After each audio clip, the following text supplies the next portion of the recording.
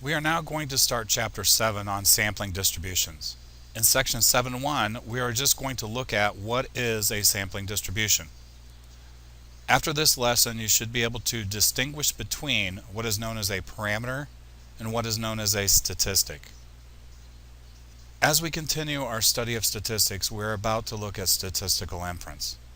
The process of statistical inference involves using information from a sample to draw a conclusion about a wider population.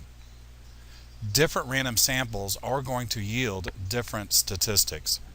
We need to be able to describe what's known as the sampling distribution of possible statistic values in order to perform statistical inference.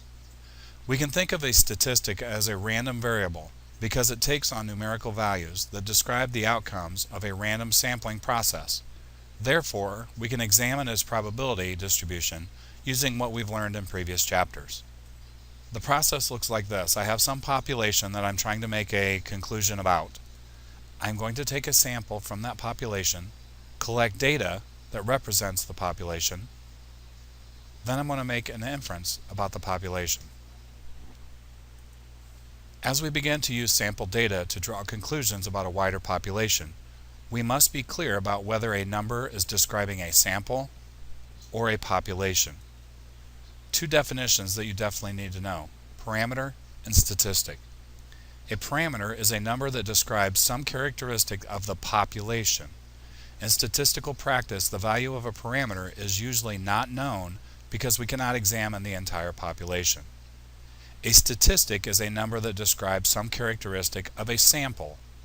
The value of a statistic can be computed directly from the sample data that we do collect.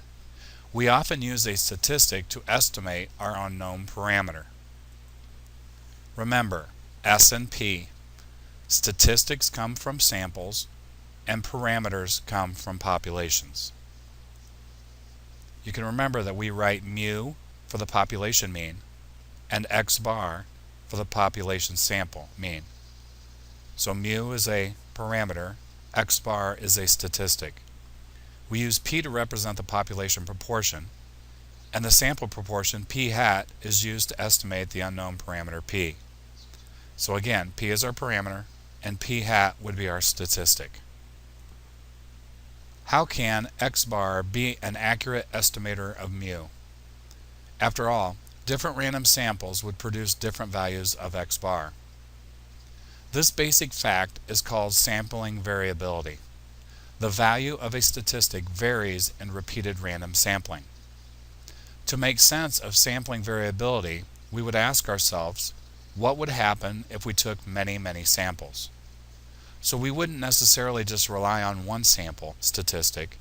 We would take many samples, calculate their statistics, and then make inference about our population. This is the end of this lesson, and tomorrow's lesson we'll take a look at the difference in the population distribution, a distribution of samples, and the sampling distribution.